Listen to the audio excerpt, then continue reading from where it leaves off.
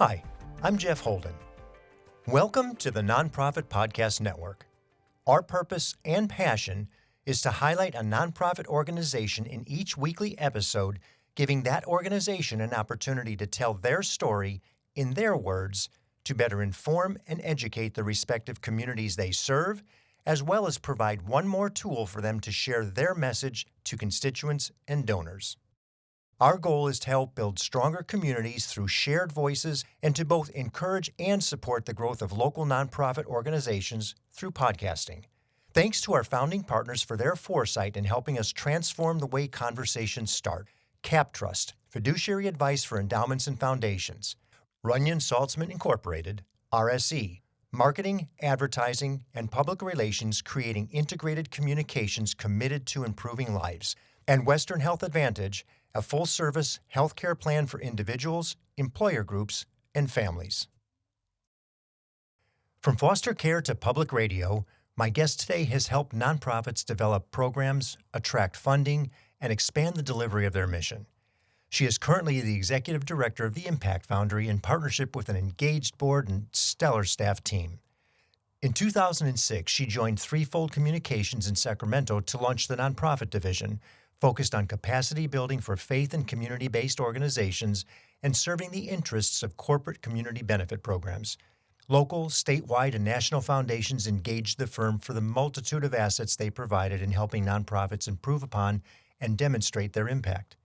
In 2015, Threefold sponsored her to assume the helm at Nonprofit Resource Center and to lead its expansion and transformation to the Impact Foundry. She is now having the time of her life creating new pathways of impact within the nonprofit sector in her current role, focused on strengthening the capacity and influence of nonprofit organizations or social profits that work tirelessly to save and change lives, improve our economy, our environment, and provide a full spectrum of opportunity for today's and tomorrow's leaders. She believes our future depends on well-equipped, engaged youth, and for that reason serves on multiple boards, consults to many nonprofit leaders, and has received numerous awards of recognition, including one of our region's most admired CEOs by the Sacramento Business Journal. She hails from Alaska, where she grew up playing with bears and catching salmon barehanded, and most of the time she tells the truth. I'm excited to be speaking with a dear friend and someone I consider a mentor. Kim Tucker, welcome to the Nonprofit Podcast Network. Thank you. Thank you. About time. Yeah, I know it's been a while. I've been trying to get you over here for some time. First off, I love the name Impact Foundry. It has this solid, heavy feel of something that is causing things to change. And I think in a way that really is what it is.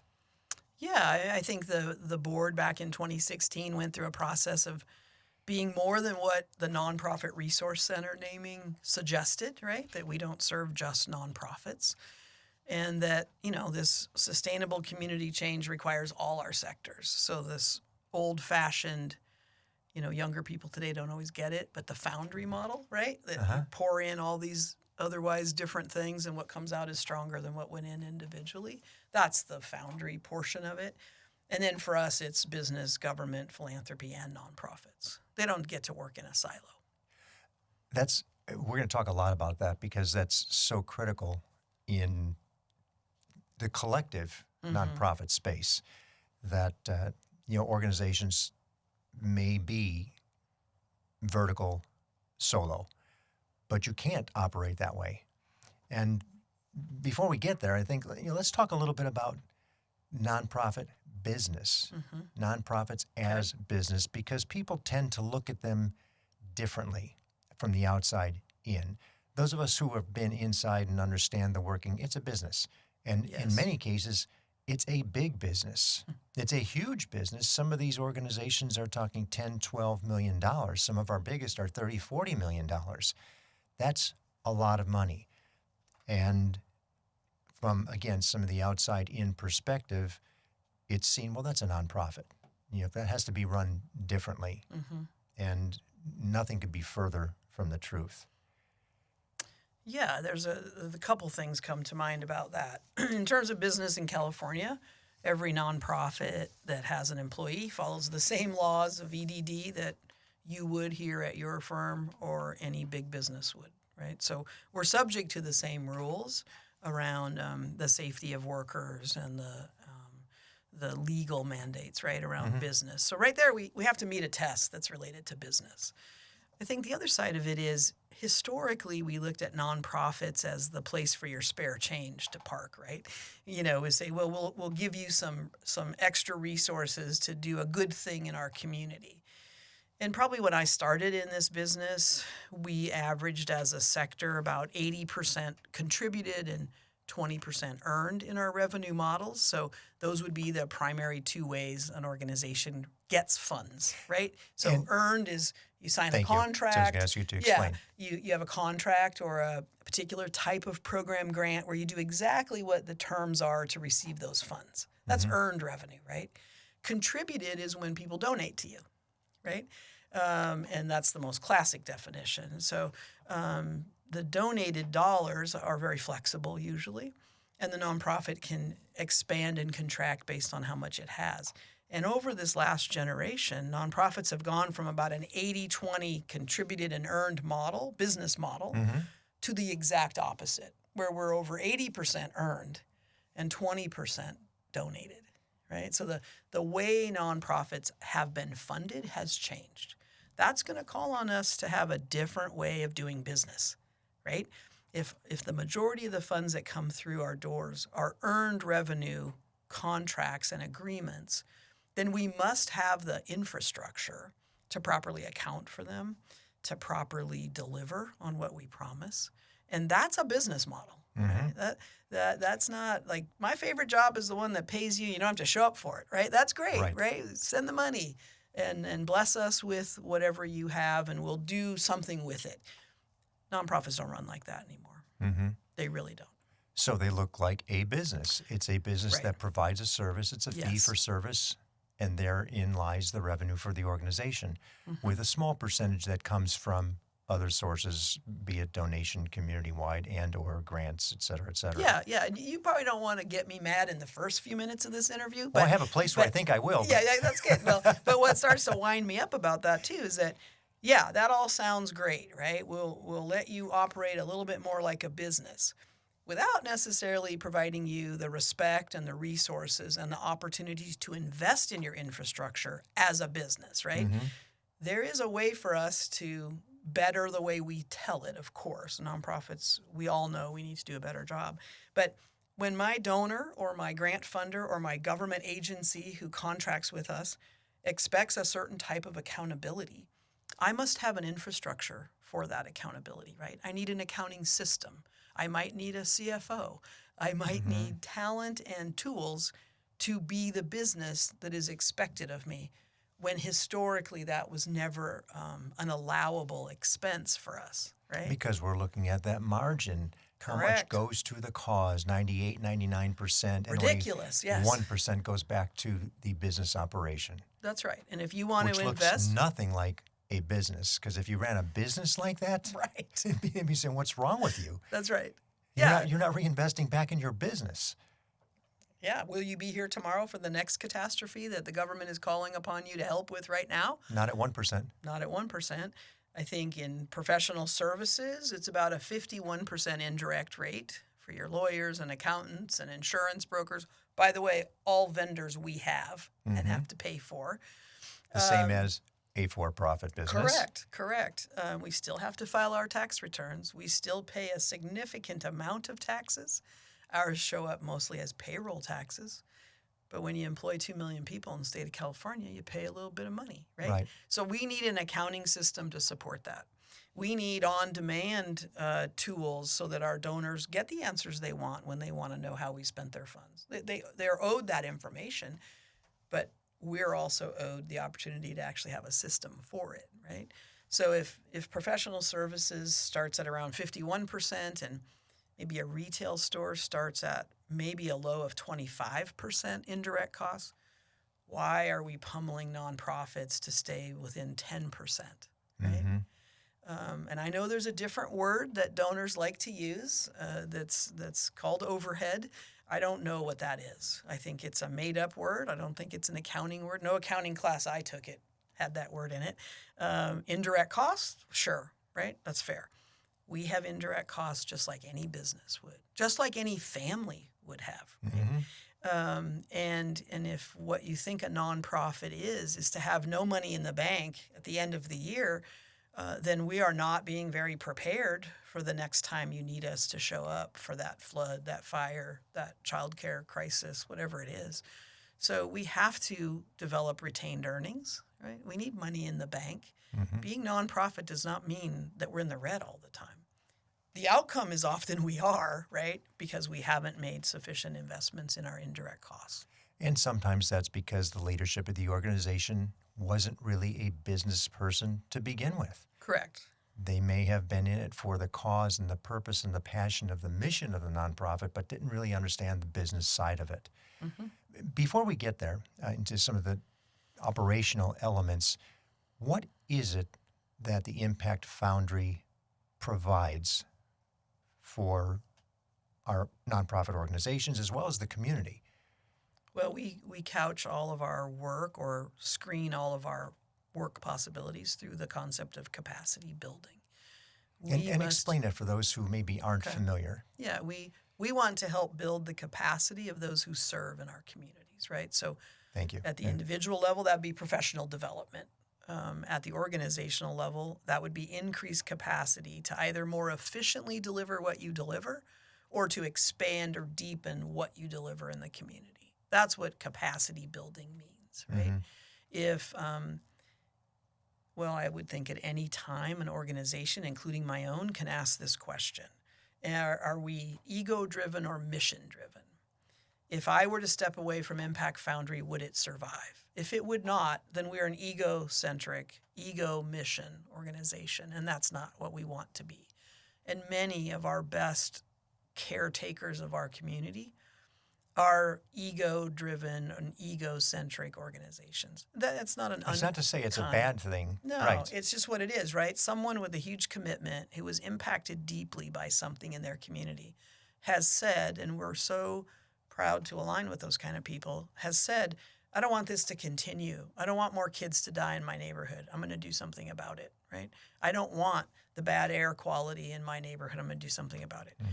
Whatever the issue is, they stood up and said, I'll do something about it. Those people end up with organizations often that continue to be wildly under-resourced, and that key person is pulling it along, right? And what we want to do is help convert those passion projects into viable, fully legal, indemnified organizations that enjoy the public's trust. That would be our success metric. Which is a great lead into sustainability. That organization we want to live on, for its good that it provides. And one of the programs that you've got, one of your core programs, is Certified Sustainable. Yes. And for us, that's like a mini MBA program for nonprofits, right? So if we look at the latest research, and this is a continually evolving program, so we do maintain a good lit review of things and studies that are happening. But the options within an organization to focus, right? We tend to focus on our stakeholder, whoever it is we're serving, right? But that takes behind that a structure, right, in order to be effective and sustained. So for us, it's revenue, it's operational infrastructure. How do you deploy the assets that you have in the most efficient and effective ways? How do you prove the efficacy of your work? The community engagement side, which does include how you communicate, how you sell, market, fundraise, reputation management, all of those things. How do you partner effectively in a world that really is not meant for you to go alone? Right? So what does that look like? And then finally, the issues of governance, right? So we've borrowed clumsily from the corporate structure in America, and we have a community-based board, apparently, right? A lot of us don't do a good job at it, but it's beautiful when members in the community want to step up and serve in that way. They can provide the oversight. They can be a thought partner with staff leadership. They can be great fiscal stewards and great brand ambassadors for it too. Because that is the one deficit we chronically live with, is that and I don't know how we change this necessarily. We certainly try. It seems like it's not cool to market if you're a nonprofit, right? And we're supposed to just like be here to receive the goodness people have. We would like to prompt some of that goodness, Right. and we couch it in outreach and community engagement, right? But it's very difficult. We very seldom receive funding that supports marketing. One part of that gets back to the perception of the nonprofit and its expense and what percentage is going, again, to the cause. Well, if you're going to spend X amount of dollars marketing, well, then you can't give more to the cause, of course. Which is kind of twisted, right? Because if I don't Totally agree. create the pipeline for you to enter into what we offer, then that's a life that I have not had the opportunity to save or change. Right. So to me, marketing is a program cost, right? And before we get too deep into that, that Certified Sustainable is a program. It's a program that you provide to nonprofits. Could be somebody new getting into a startup and or an existing nonprofit that needs the education, the training. They realize we don't have enough. Yes, and it could start to answer those questions from the ego to mission-centric maturation that you're looking for, right? Yeah. The founder, doesn't necessarily going to be there forever or something like that. But it is, to graduate from the program and to be, sort of get that good housekeeping stamp of approval as sustainable, you need to complete a multi-year plan for your organization. So it's 4 months of classwork followed by 3 months of plan development with individualized technical assistance. And then, probably 8 months in, a big graduation party for that cohort, right? And how long is the program? Well, that's about what it comes down to. If we start in January, you'll graduate in August. Okay. That's kind of how it works. So it's a commitment. It's a commitment. It's probably at least, I'd say, a minimum of 10 hours a month in the first 4 months just to receive the curriculum, work through, do the homework, show up, support the cohort members that are in your class. We try to do it in an average of around 20 organizations at a time. We have goals for that in addition to just the peer-to-peer learning that's possible. We really want to see collaboration come out of these. We do believe that too many of us are trying to do it alone, and we could be more effective if we did it together. Yeah, and there's that word collaboration again. Yes, definitely. You have another program, also one of the core programs, I think it's relatively new, cultural intelligence. Yes. Tell us what that one is. Well, with some creative staff that have since retired, but I'll still give them credit for the naming. Cultural Intelligence Unit. I love the name because it sounds like a Secret Service. Exactly. It's something special. Picture a Marvel character, right? Like I think everyone around the Cultural Intelligence Unit feels a bit like a superhero, trying to do something important and saving of our community. It started out a few years prior, thanks in large part to funding from Kaiser Permanente, to investigate the models in various communities for racial justice, right? How do we ensure not only those organizations that focus on issues of race and equity and inclusion are sufficiently funded and supported, that they're able to access supports as they need? Can we get different disparate communities to talk and work together, kind of thing? So we determined that more cultural intelligence was needed, right? We need to learn more about each other. We are disproportionately white-led in this community right now. We need more communities of color represented in two key areas. One, on boards of directors of nonprofits, and second, as leadership staff, right? I think a survey I saw a few years back now is, on average, about 65% of those working in nonprofits come from ethnically and culturally diverse backgrounds, but only 14% are in leadership. I don't like that. I wonder what the boards look like. It's probably less. Right. I think according to the Giving Edge platform maintained by our community foundation, it's more than 85% white. And I don't want to disparage anyone who identifies as white, who has taken the time and effort to step up and be in those roles. I'm asking them to expand their vision a little bit and look beyond the people right next to them that look just like them, and look for communities of color to represent on those boards as well. And it's a challenge. I know I'm on several boards, have been on boards, and we would look around and say, there's nobody here on our board that looks like our constituents for the organization. That's right. Because we And have systemically perpetuated a racist structure, frankly, that when we keep doing what we've been doing, we just get more of that, right? And at some point, I trust that an awakening is happening, and with that awakening comes a sense of responsibility to do something about it. right. Right. In the past, we've lovingly tapped our friends, and for many of us, our friends look just like us. Right. So the first work to do individually is for us to make some new friends, right, and to really make an effort and do it with humility, do it with an effort to learn, right. And those of us who identify as white have really held every advantage. And if we want that to change, then we need to be able to give up some of that advantage. That's hard for people. Oh, understood. Nobody wants to totally give get it. anything up. They don't. Not to mention change. That's right. Change. But if we don't at least make the pie bigger, Right. and you can keep your same slice, but there's more to go around, it won't change. Right. And that's not a sustainable thought either. Other programs, those are your big programs. And these programs, not so much the certified sustainable, but the cultural intelligence really is available to the community at large. Anybody that wants to Yes, definitely. exercise. That's right.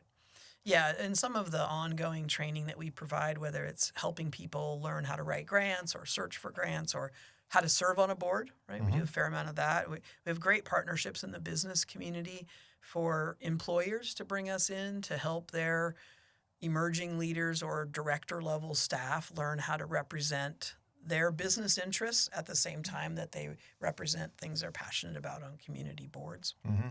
We need well-informed, good-minded people to do that, right? I really appreciate Tykert Construction, for example. They have an entire training center, and they welcome me in there to work with their staff. And it's also a safe place to ask questions about what success could look like in serving on a board. But it's also then bringing back to the boards they sit on some of these free resources that we offer, right? So we see it as very circular in that sense. That's amazing that they actually have that within the organization. They do, with a commitment to that. Yeah. Others do too. Financial services is very good about that too. When we see, and those are the people we see prevalent in supporting a lot of our nonprofits in the community. You are a resource center, and certainly for nonprofits, but are you equally as well a resource center for for businesses that are not nonprofit? Yes, and I think this is that interesting, like from 1989 when the Austin attorneys, along with the Sac Region Community Foundation and Junior League, said we need something for nonprofits, right? And this was established on the third floor of the public library, and a library sciences woman sat there and answered your questions, right? That's how it started, and then it just I didn't know that. matured from there, right? We have those really important organizations to thank for the creation of it initially. And then it moved from there. It grew, luckily, and took on different components. The Resource Center, at the time that I took over, was struggling, but it had been a drop-in center. So it had its own space at Sierra Health Foundation and 900 dusty books on the wall. But we would subscribe to the foundation directory online, and you could drop in, and without having to pay to search then, we would provide you some staff support. You could search for grants. And it was a little bit limited to that for a long time. COVID certainly switched a lot of that up. People want things on demand where they're sitting, not to have to travel to something, right? We do still have a lot of people drop in. We don't continue to subscribe to the foundation directory online, mostly because of COVID. It wasn't possible to come in. Right. And so that was a fee that we needed to eliminate.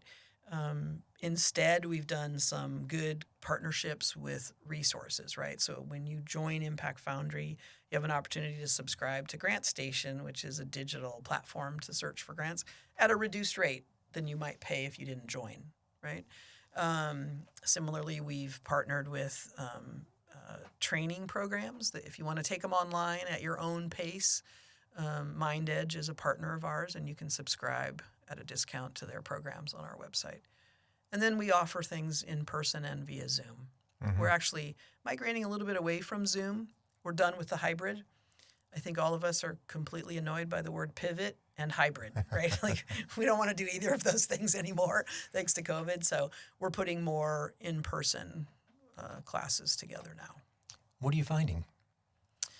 It's interesting. We're going to experiment with something that we announced a couple weeks ago at our big mixer. We formed some professional cohorts. Many, many years ago, we had what was called ED Bootcamp and CEO Link, which were kind of like baby and adult versions of support groups that they put together. We've reconstituted them around issues for EDs or executive directors and CEOs of nonprofits. So these will all launch in September, and registration will open June 1 for these things. We have people now in the DEI space, right? A chief diversity officer. That could be at a bank, a hospital. It could be at a nonprofit. But we know that the data about those careers is fraught, right? Average 18 months in the job, under-resourced, right? I mean, think about 3 years ago. What is that? Right. DEI, that's a role? That's a position? That's right. We thought it was a thing. Mm-hmm. And so similar to fund developers in our industry, they tend to be under-supported inside the organizational structure. And it's unclear what success is, right? So we'd like to bring more of them together in a resource and support group atmosphere, providing services, actual resources for them to fulfill whatever their job's mandate is around engagement with employees, right, on issues of diversity, equity, and inclusion. And at the same time, support what is a really lonely job inside these organizations because they don't tend to have a big team. It tends to just be them. So how do you go to work every day and feel inspired? Right. So we have some of those coming online in the fall. Outstanding.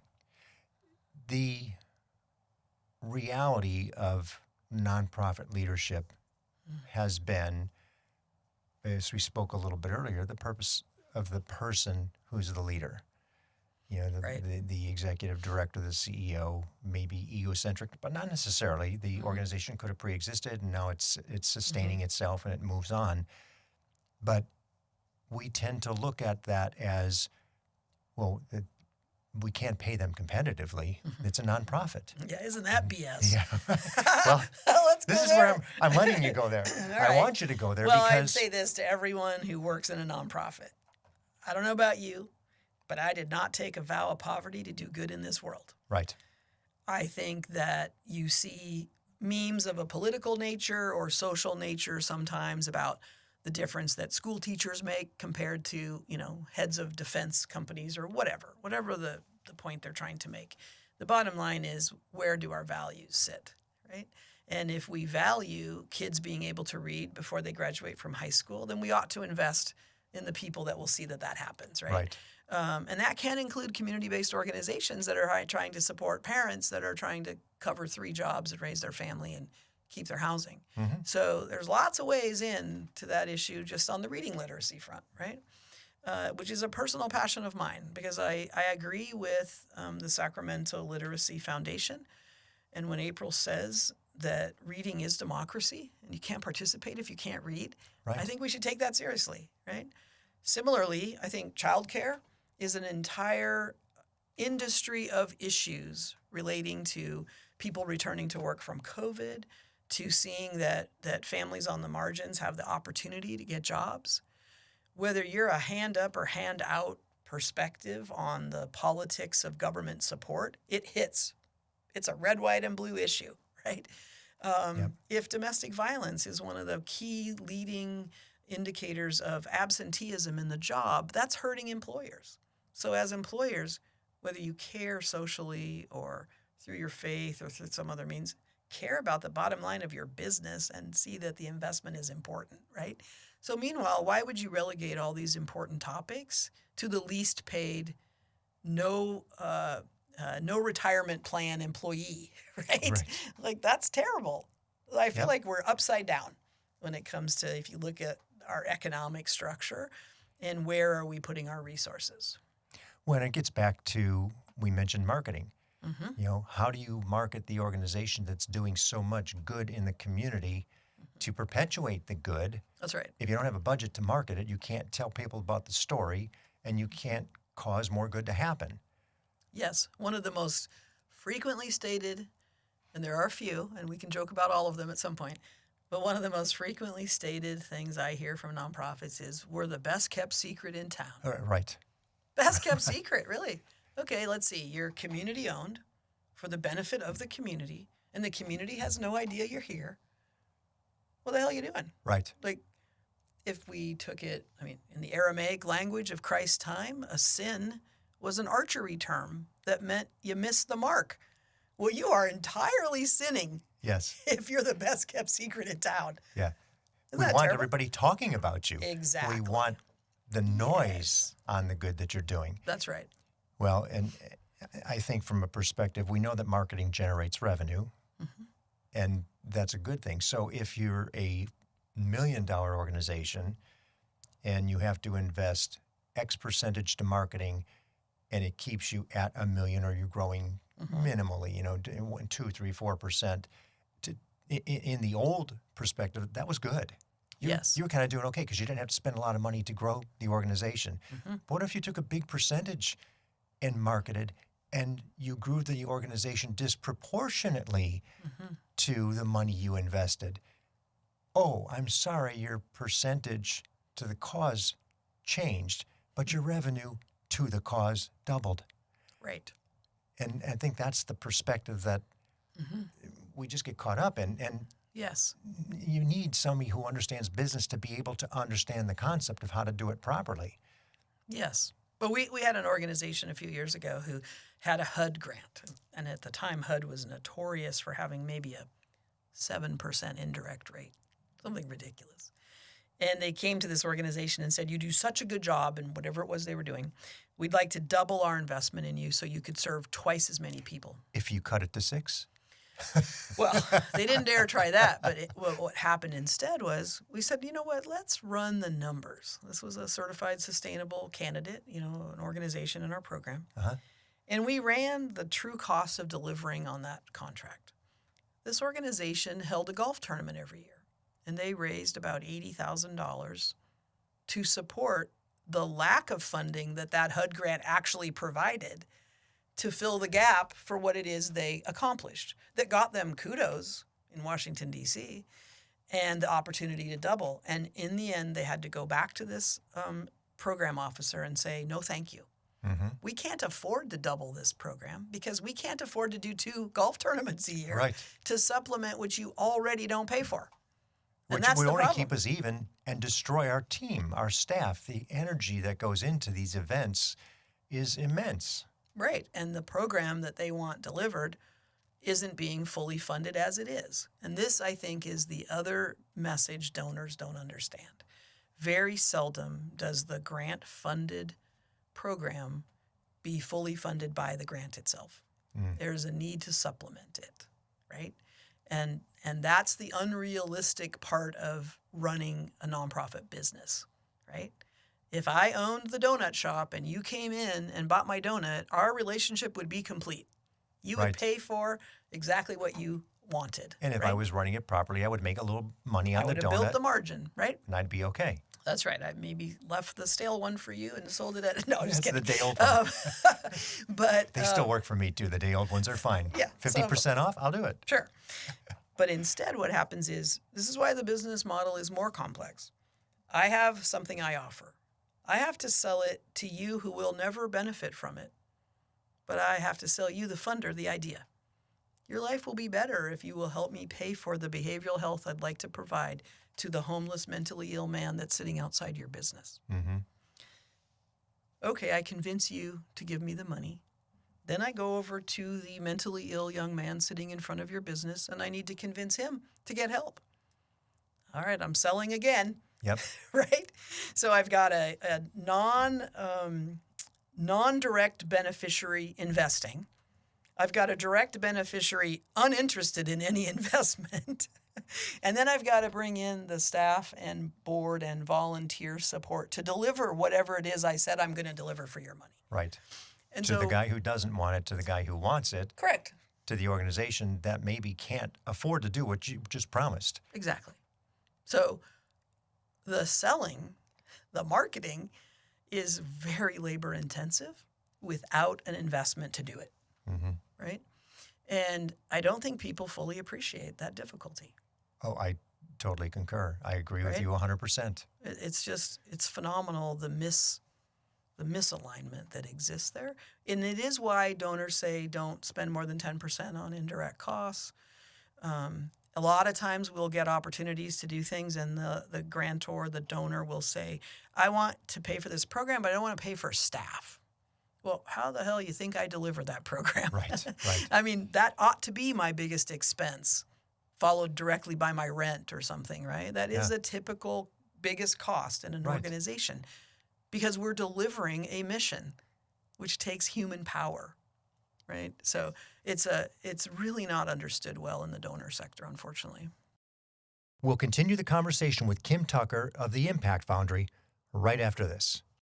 I was in the media business for over 35 years and had the great privilege of working with Runyon Saltzman, RSE, Marketing, Advertising, and Public Relations. We collaborated on many different campaigns, but their commitment to the nonprofit sector hasn't changed since their founder, Gene Runyon, started the agency. Over many years and many campaigns, Runyon Saltzman has been committed to improving lives by tackling California's most challenging issues. Guided by research-informed strategies and insightful, creative solutions, RSE develops innovative communications campaigns that raise awareness, educate, and reduce stigma in diverse communities throughout our state and beyond. To learn more about RSE, visit rs-e.com. Hello, this is Scott Thomas with Cap Trust in our Sacramento office. I specialize in working with local nonprofits and associations. Annually, we survey private and public nonprofit organizations across the country to better understand challenges they see in today's environment. In our more recent survey, we heard concerns about proper board governance, mission-aligned investment, and how to implement alternative investments. If you would like a copy of the survey or to discuss your organization, look me up, Scott Thomas at captrust.com. I'm thrilled to have Western Health Advantage partnering with us as they do so much to support so many nonprofit agencies in our community. As a truly local health plan, you'll find individual and family options, employer options, plans for CalPERS and Medicare Advantage. From medical services to pharmacy, health and wellness support, as well as behavioral health care, Western Health Advantage has a plan that fits what you need. As an employer, for profit or nonprofit business, individual or family, you can find more at westernhealth.com. Let's change gears a little bit. We're talking about Don't marketing. make me stop complaining, though. No. Okay. You can complain all you want. Okay. As a matter of fact, I appreciate that because I think this is part that people don't hear often enough. They don't. And the podcast itself, it's what we do. We're helping people tell their stories because they can't do it themselves. And we've heard those. We're one of the best kept secrets. It's like, yes, that's a tragedy because your product, your program, your service is unbelievable. And if more people knew about it, think of how many more people you could help by that's right. doing it. Mm-hmm. And therein lies the tragedy, I think. Funding is important all the way around. Yes. How is the Impact Foundry funded? Well, we're disproportionately an earned revenue model. We do book our membership dues, which are quite low for the over 850 organizational members we have today. We book that as contributed revenue. It's a donation to us. It does help fill some gaps in our general operating costs and helps us to be able to show up for our members. But earned revenue in the way of program grants and contracting. We do a lot of nonprofits hire us to facilitate board retreats, to conduct specialized training and engagement in their teams. The grantor, like corporate grant funders, hire us to come in and provide some of that training to their grantees. So we get mostly earned revenue opportunities like that. So you speak of it as grant, but so it has to go through the grant process? Sometimes, depending on the funder, right? If you're following the money, if you as your foundation were to give us a general operating grant, we would book that as contributed revenue. You've given it to us for whatever choice we have. And of course, that's the most coveted money. But there are very few general operating grants. I would give a shout out to JP Morgan Chase. I think they're one of the best partners in our local region for getting to know organizations and investing in them with general operating grants. Interesting. Yeah, but very few do that. And then the rest, is there a fee for service where you actually Yes. just get paid Yes. to bring a program? Absolutely. And that is our earned model, right? Is that we would quote a price. I could do a $2,500 to $40,000 engagement in a large nonprofit for a year-long strategic planning effort or something, right? Mm-hmm. So we balance some of those shorter-term and longer-term projects just for our own capacity. And then there's fees people pay to take our classes. There's a fee to be in Certified Sustainable. Most of the time, funders pay for that, but out of the couple hundred organizations that have been through it, half a dozen or so have paid the fee themselves. Okay. But otherwise, it's grant funded. How many people represent the Impact Foundry? Well, we're way down on staff coming through COVID. We had a lot of retirements and relocations through that. We've purposely not staffed back up. We recently engaged with Luminary Partners, which is a woman-owned, diverse woman-owned business to provide management services. So rather than hire staff that sit in the office, we've hired them. Wonderful. We do feel like it's an efficient way to scale our programs and to really test the market in some of these new things we're launching in the fall. So we want the flexibility to do that. We still have a partnership with Rabbi David and the Fresher Futures Initiative. We do have a collective impact project on solving hunger in our community that we're happy to partner with him and his different boards on, and to provide some back-end support for that. So we do have dollars that pass through us to that program. Otherwise, we've got about 3 FTEs total, maybe, Full-time- down from full-time 12. employees. And we have about 35 subject matter experts that we call our faculty. So Okay. they'd be teaching classes or being warm referrals for project work, or we would partner with them on a project that we keep active as well. Okay, keyword partner again, Yeah. because the next question, collaboration is certainly has been the buzzword. It sounds like impact is the new one. Hey, they stole that from us. That's right. We had that before. Well, and I love it. I mean, we were talking about that. Even our I phrase should have is trademarked it, huh? Darn it. No, generating impact. Amplifying Yeah. stories, generating impact. Mm-hmm. But collaboration is so significant and so important with the multitude of organizations we have here, second only to DC by per capita. And, Absolutely. That's right. numbers, I've seen numbers like 11, 12, 13,000 nonprofits, Yes. of which, some are nickel and dime, small little, organizations for Little League or whatever it may be. That's So right. not quite the same, but enough of the larger scale that in some cases they siphon off some of the good that other organizations could do because they silo. And how do we work to get, I can see, how do we get some of these collaborate? organizations get to work? You certainly are one of the collaborative, because when it comes to you, you're a collective. And somebody like a Social Venture Partners, multiple organizations, Impact 100, multiple organizations impacted as a result of what they do.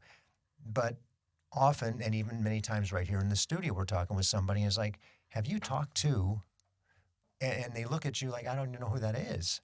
Right. When in fact, you not only should you know who, you should be working with them because you're in the same space and you could benefit greatly by doing things together versus alone. Yes. And I think a little bit of shame on us because we ought to be better at putting that out there. And I think that's certainly on our growth objectives, is to communicate some of those stories more effectively and more seriously, right, in our communications to our membership. Beyond that, we have a cultural attitude here in the capital city. We get a rather parochial sometimes. It becomes a who you know town instead of a what you know kind of place. I think new money in San Francisco is very exciting, and it doesn't always translate the same here in Sacramento. So we need to break through some of that parochial attitude. One of the misnomers that is carrying out in the nonprofit space is that we have limited donors, limited dollars, limited support. I don't happen to believe that. I think we have quiet and untapped resources in addition to those that are well known. And we need to stop running our businesses from an attitude of lack, right? And so nonprofits feel that, so we say collaboration. Oftentimes what happens is it's called co-opetition, right? A funder says, you must collaborate to get our money. Okay, for today, I'm going to collaborate for you. But I'm only doing that to get the check. Right. As soon as this engagement's over, I'm back to holding all my nuts here, right, around my nest, and I'm not going to share. And we need to stop that. And sometimes we're going to lose when we try it, but we still need to try it. So collaboration has the possibility of doing lots of things we care about at the same time. So could expand our capacity without overtaxing our capabilities, right? I could look at things from a continuum of care model where I might bring that young person in for this part of their journey and pass that young person on to you for the next phase, rather than me try to start a program to meet the next need they have. There's already an organization in town. It exists, right. Why don't we have a collective impact model where we have 4 or 5 of us working together, and we could streamline some things. But that requires egos to get out of the way, right? It also requires that we build trust between us and among us. And if we layer the DEI concerns of our region on top of that, we've got to stop trying to be all things to all people, because it's racist in its background, it's colonial in its attitude, and it continues to keep us divided, right? There is full agency inside of every community of color in our region. The answers live in the communities that the problems are being seen and experienced, right? Our job, if we don't identify as part of that community of color, is to remove the barriers for their full agency to exist, right? And I mean agency of person as well as of organization. My job is not to go into that community and tell them what their problem is and tell them how to fix it, to be a white savior or any of those other terms you might hear. My job is to get out of the way. So I think at Impact Foundry, so I personally can work on however that can show up for me and be as radical and supportive an ally as people will let me be, and always be willing to say I'm sorry on the process. Beyond that, Impact Foundry needs to highlight the work that is being done in those communities and create the invitation for people to find out more, right? That'd be the number one reason I'd be willing to sit in here and talk to you, right? I mean, I love talking to you. Don't really like hearing my own voice on things, right? So, but I think it is important. We do need to up-level those stories and highlight that impact, and I think Impact Foundry needs to do a better job of telling those stories. So I have that commitment for sure. And part of that is mixers. Yeah. Bring people together. That was a good party, wasn't it? Wonderful. It was wonderful. Yeah. That's thanks to the partners that we have, and would not attempt to do that level of good time without them. I know Valley Vision wasn't able to be present that night, but they are an active part of this alliance that we formed last year with social venture partners, with the Sacramento Region Community Foundation, and with Impact Foundry. And just the fact that the 4 of us who lead those organizations are talking every month, that we're sharing what we're thinking about, we're commiserating a little bit. We don't hold pity parties. We don't buy real estate there, but we might share a few things that irritate us. There's been some recent county contracting that didn't go in favorable to the nonprofits. We're pretty upset about that.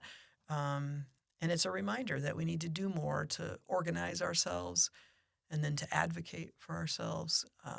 And then what's the unique role that Social Venture Partners brings in with individuals who want to collectivify their dollars in support of something. And their Fast Pitch program is an excellent example of how they are building capacity inside organizations thanks to the help of their members.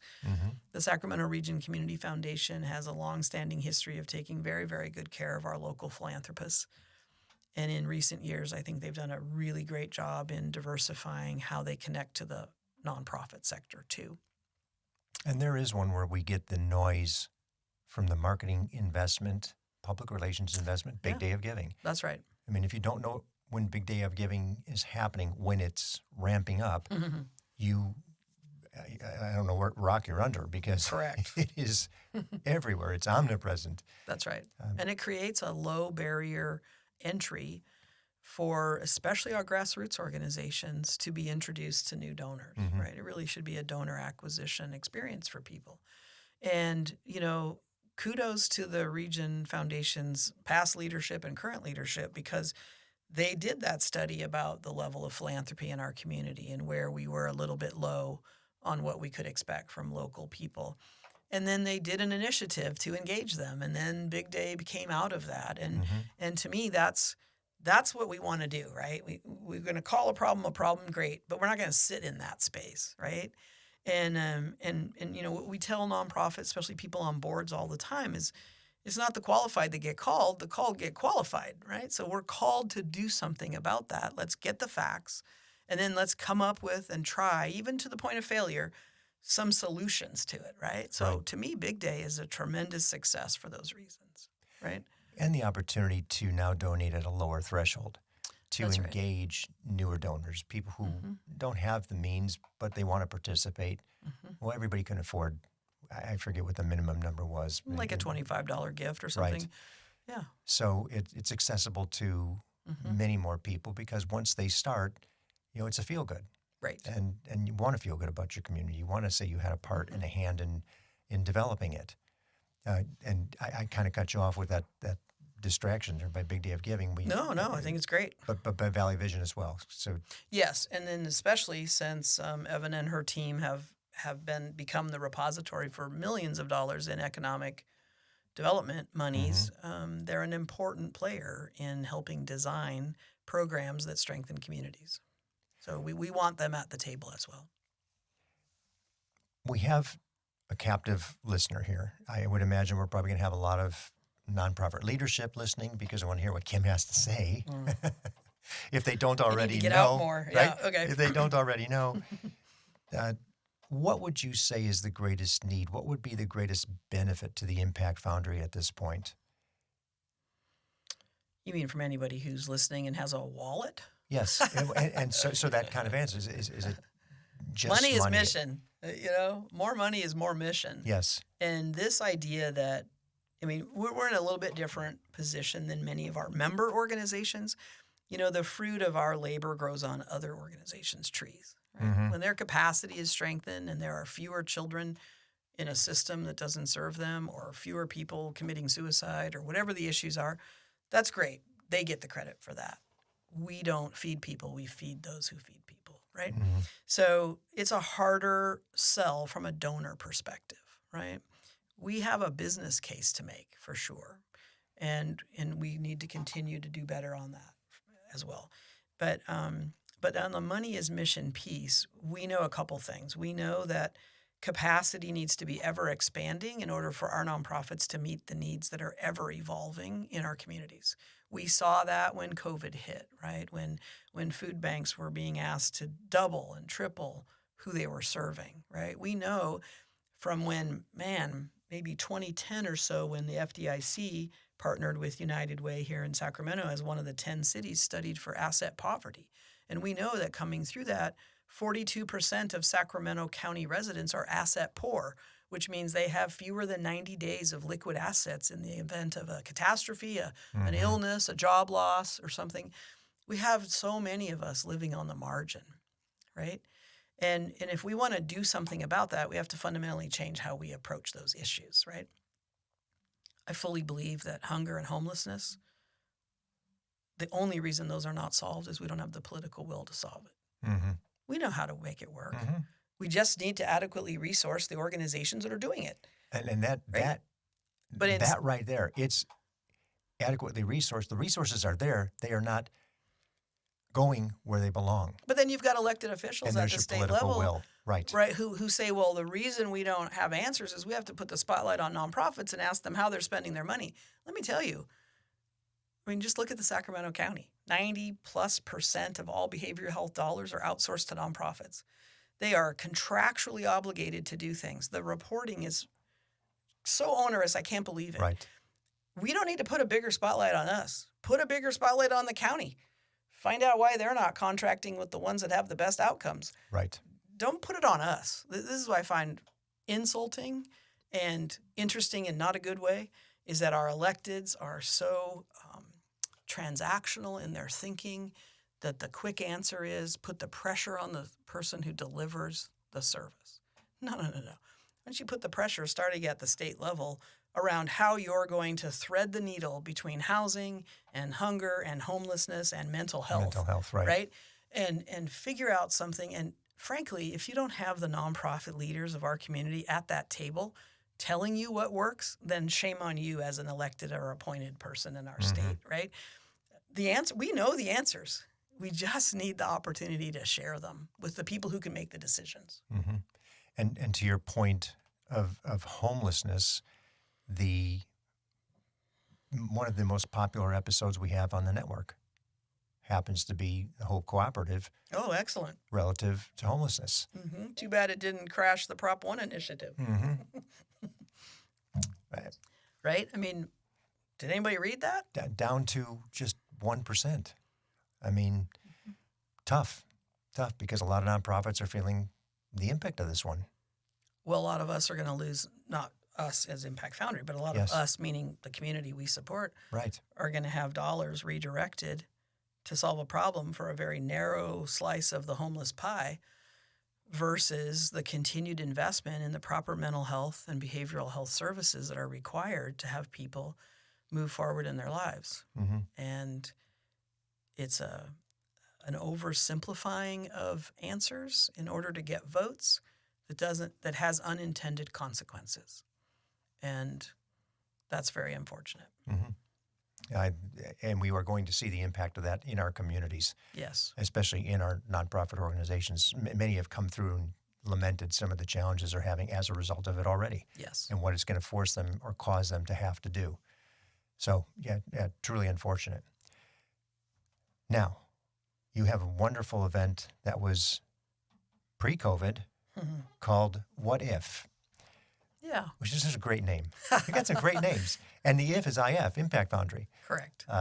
So you told them the answer already. What are you talking about? No. We launched the What If conference in 2016 following the name change, in part because I got a lot of phone calls about what the hell's Impact Foundry? What does that mean? I like the Nonprofit Resource Center. So while we worked with people to transition through change, we made the argument and introduced the organization that way in the initial conference. But it was the largest, continued to be the largest California convening of nonprofits, at least Northern California convening of nonprofits. We had over 1,000 people for a day of learning and networking and celebrating.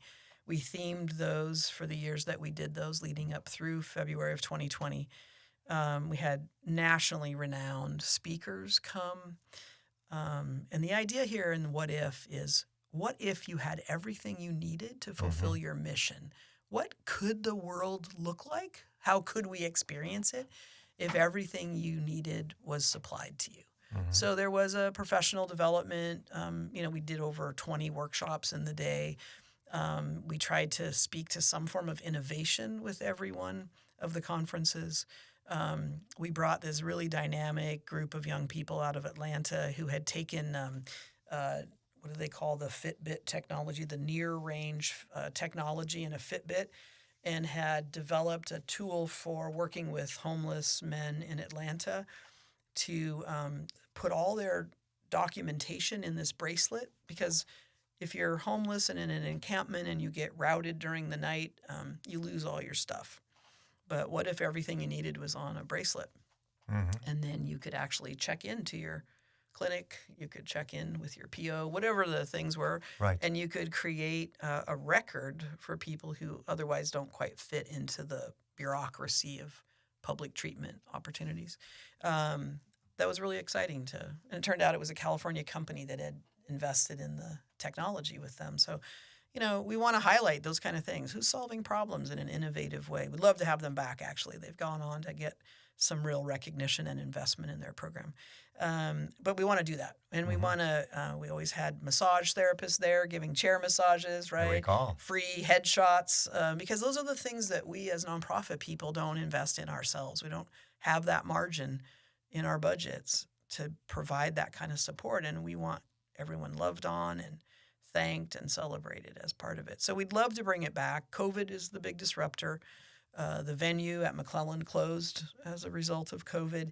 There are very few venues in Sacramento that you can put 1,000 people with a bunch of workshop rooms and a place to enjoy lunch and a happy hour. So we do need to look at how we might do that again. It's being asked for. So I agree. And I think we're seeing many times that I speak with people in the organizations, the events were decimated with COVID. So anything post-March 2020 to date has maybe now starting to come back. But what we're hearing from the people who are attending is, this is wonderful. It's so great to get back together again. Yes. And we're, a year out of it. You kind of forget that, no, people are still getting comfortable with the fact that we're gathering in our big gatherings. That's right. But it looks like it's coming along, and we hear it through all the organizations. We want our events back. We want to get people together, and they seem to be supporting them. The events look like they're doing well. If we see what's online, and we have some auctioneers who are doing a fabulous job of raising big money for organizations, and that money seems to be better than it was pre-COVID. So it's, I think, encouraging. And back to your point of capacity in the community, not for the organization, but the capability of people to give, it's there. It's totally there. It's whether they choose to see the cause appropriately, because it's been able to tell its story well, and that it's got a proven track record. And that's something we didn't talk about. I do want to bring that up. The results of the organizations. There are many organizations doing good work, but do we really know with tangible evidence and key performance indicator and data that says we're doing good work? Are nonprofits in that space of being able to not only tell the story, but demonstrate factually to a donor that here's where it is? Literally, here's where it is in so many ways. What are you seeing? That's an issue. Why Certified Sustainable as a program includes that element, right? It also links with your comments before, one about best kept secret. Like, we just put our head down and do our work, and we don't always look up and see who else is joining us in this fight, right? Or if we do, we see them as competition instead of a collaborator. And then also the underfunding of the storytelling, right? We don't have the resources. We complete a project or a program or complete our work with that human being, and we move to the next one. And we don't pause to celebrate often, and we don't pause to document what took place so we have a compelling story to tell. Those are all things we need to do. I mean, no excuse zone on that. We definitely need to do it. I think that there's a lot of efficacy in the work that nonprofits are doing, especially the ones who know they have those key performance indicators identified. We do training on what those could be for organizations, or at least in the consulting, we would look individually at them. But we all need to have some, right? And we do train on the difference between kind of vanity metrics and things that matter, right? I don't care how many friends you have on Facebook. We look really good over there. Look at how yeah, many, exactly. Look at how many, Let me distract you over here.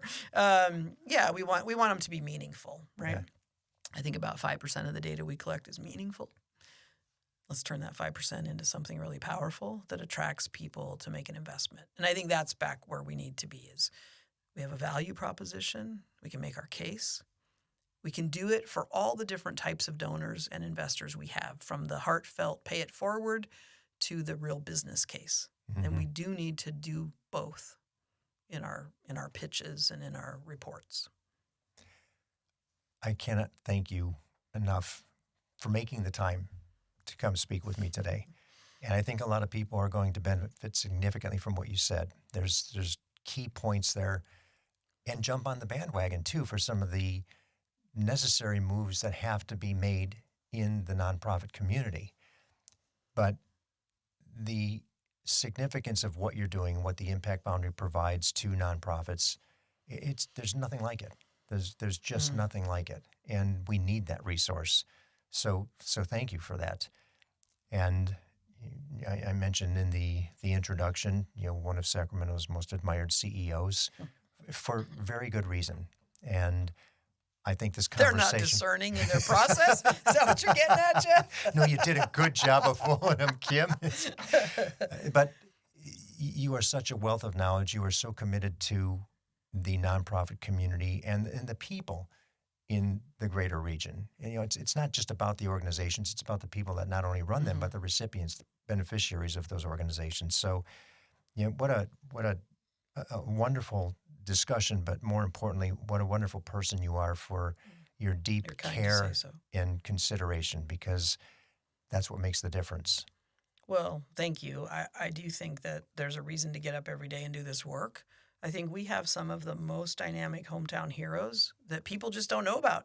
Organizational leaders that are doing some things that I think would blow the donors' minds if they understood it, right? We do need a better way to tell that story.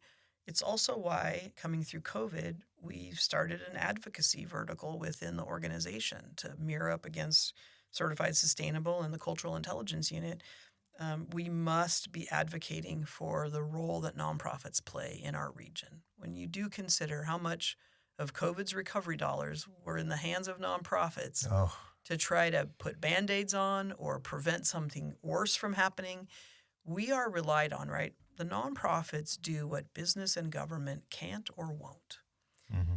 And we are not adequately resourced to respond when called upon.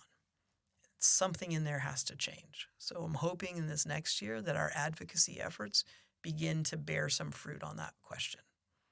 So stay tuned. We'll do a part 2. Oh, I think so. I think so. And we do collaborate with you so much. You are integral for what we do.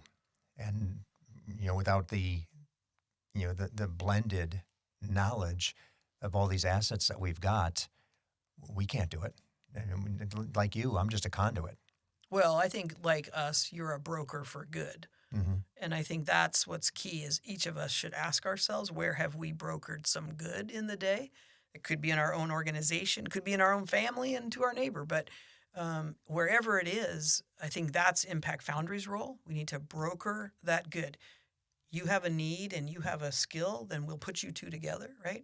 You're doing it by telling these stories, right? Because you're going to broker relationships that you haven't even begun to quantify, right? And people from this market and other markets are hearing these things. We need to come together. And I do think the solution exists. Yeah. We just need the right people at the table. Well, we are here to help. Right on. Let's do it. Thank you. Thank you.